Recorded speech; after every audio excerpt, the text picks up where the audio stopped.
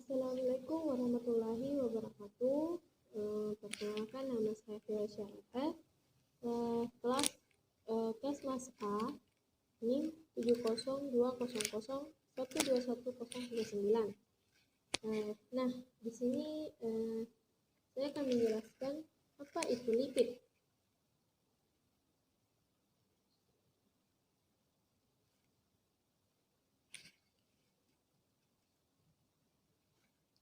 Nah, di sini kita bisa lihat ada beberapa poin, yaitu fungsi, klasifikasi, kecukupan, akibat kekurangan dan kelebihan, dan jenis pangan.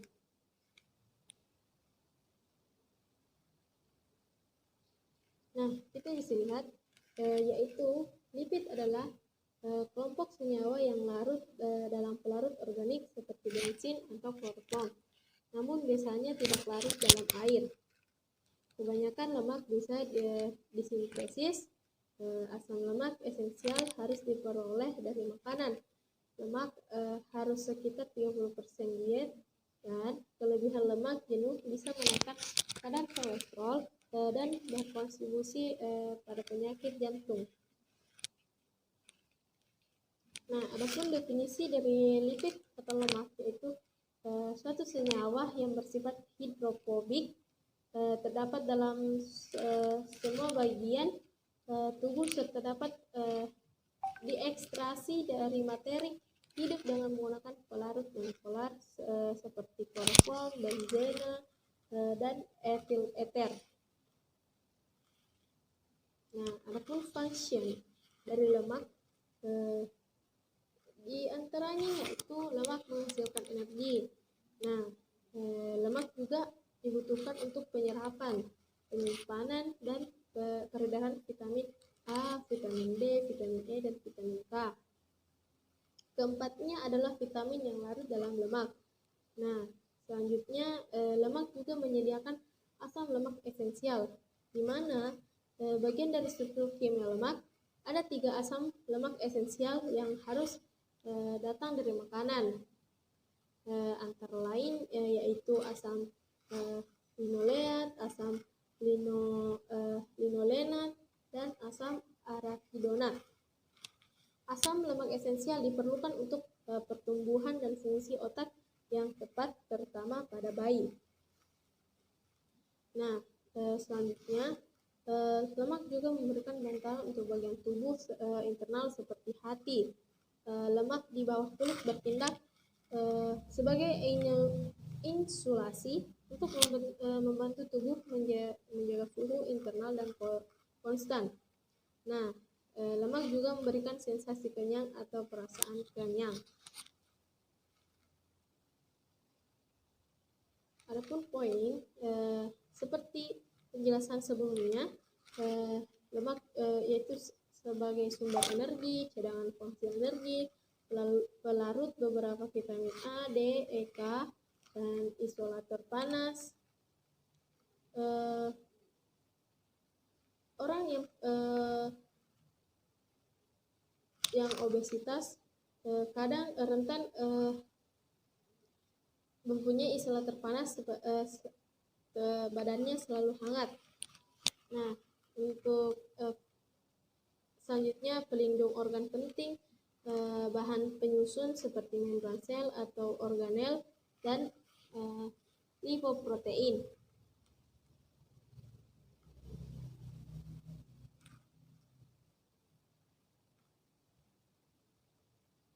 Nah, adapun tipenya yaitu di makanan dalam bentuk trigliserida atau gliserol dan asam lemak 90%.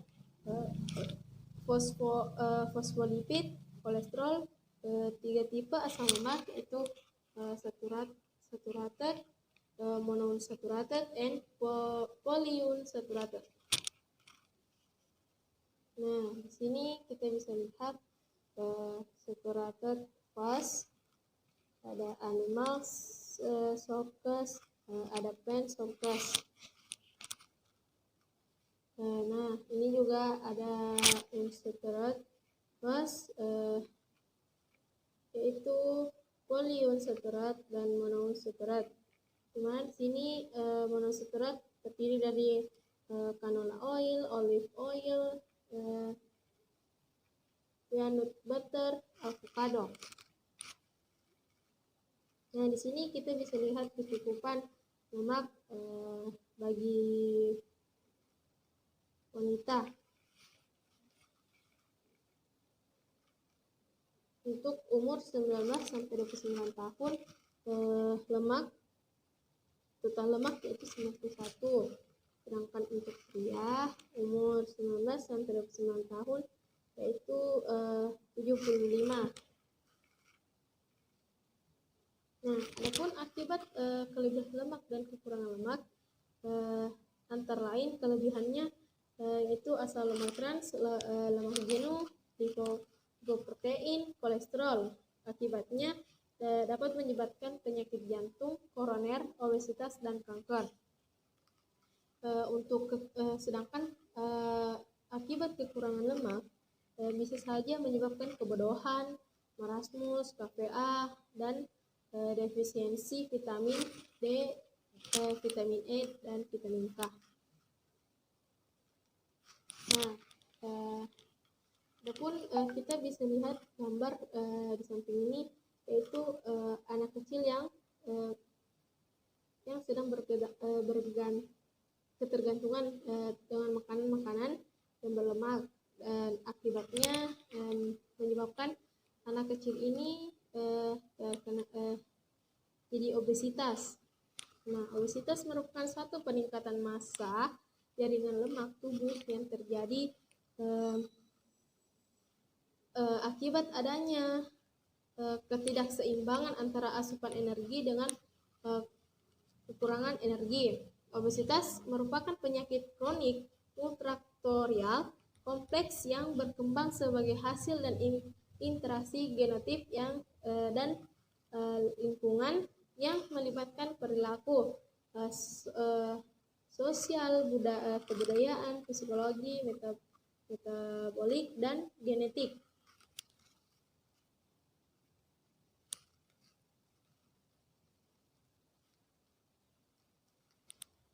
Nah, di sini kita bisa lihat beberapa gambar di mana di sini ada level tentang kolesterol.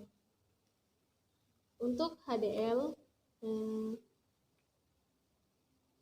di sini high kolesterol, di mana kolesterol ini masih rentan rendah, dan di sini LDL, di mana high kolesterol di sini sudah mulai berbahaya, dan juga di sini VLDL sudah sangat berbahaya, dan high lowest kolesterol.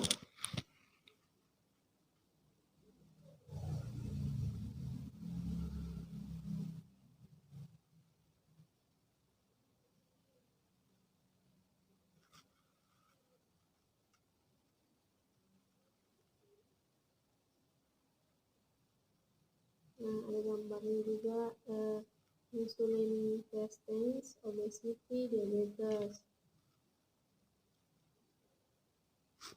Nah, itulah tadi penjelasan mengenai lipid atau lemak. Nah, saya akan menjawab pertanyaan dari beberapa teman saya, yaitu yang pertama, bagaimana perbedaan minyak menyebabkan perbedaan titik didih dan titik beku antara lemak dan minyak. Jelaskan perbedaan tersebut. Nah, baik, perbedaan antara suatu lemak dan minyak adalah berbentuk padat, dan untuk lemak berbentuk padat dan minyak berbentuk cair pada suhu kamar. Lemak tersusun oleh asam lemak jenuh, sedangkan minyak tersusun oleh asam lemak tak jenuh. Lemak dan minyak adalah bahan yang tidak larut dalam air. Semakin panjang rantai karbon suatu lemak, maka akan semakin tinggi titik cairnya, dan lemak dengan jumlah atom C yang sama akan lebih rendah titik cairnya bila lebih banyak ikatan rangkapnya. Nah, pertanyaan selanjutnya yaitu, mengapa lemak tidak jenuh lebih cepat teroksidasi atau menghasilkan bau tengik daripada lemak jenuh? Nah, mengapa begitu? Karena semakin tidak jenuh, asam lemaknya akan semakin cepat teroksidasi. Selain itu, faktor-faktor seperti suhu, adanya logam berat dan cahaya, tekanan udara, enzim, dan adanya senyawa peroksida juga semakin mempercepat berlangsungnya oksidasi, dan demikian akan semakin cepat terjadi ketengikan. Berlangsungnya proses oksidasi tersebut dapat diamati dengan beberapa cara. Salah satunya yaitu mengamati jumlah senyawa hasil penyerapan senyawa oksidasi seperti asam, alkohol, ester, aldehid, keton, dan sebagainya. Pertanyaan selanjutnya yaitu, bagaimana jika kelebihan lemak di dalam tubuh akan disimpan dan di bagian mana? Baik, lemak atau biasa disebut lipid, suatu zat yang kaya akan energi, berfungsi sebagai sumber energi yang utama untuk proses metabolisme tubuh. Nah, lemak yang beredar di dalam tubuh diperoleh dari dua sumber, yaitu dari makanan dan hasil produksi organ hati, yang bisa disimpan di dalam sel-sel lemak sebagai cadangan energi.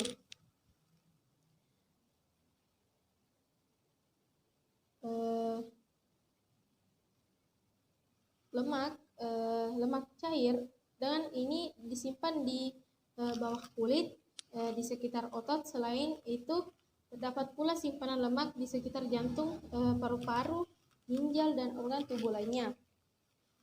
Kumpul kegunaan khusus yaitu untuk menjaga agar tidak mudah berpindah tempat yang lama, seperti tidak digunakan sebagai cadangan kalori kecuali dalam keadaan yang benar-benar memaksa, seperti orang gemuk di sekitar perut dan sering terdapat tumpukan lemak yang jumlah yang lebih banyak. Nah, pertanyaan selanjutnya yaitu, bagaimana proses pencernaan lemak? Proses pencernaan lemak dimulai dari mulut, di mana di saat dikeluarkannya enzim lingual lipase yang akan memecahkan lemak menjadi komponen yang lebih sederhana. Kemudian lemak dilembekkan dan suhu esofagus sampai masuk ke lambung, lalu lambung akan menghasilkan lipase gastrik untuk memecah lemak menjadi digliserid dan monogliserid. Nah, setelah itu komponen lemak yang bergabung dalam thymus atau sudah tercampur enzim-enzim lambung akan masuk ke duodenum. Di duodenum ini duodenum lipase, usus dan lipase pankreas lebih jauh lagi memecah lemak menjadi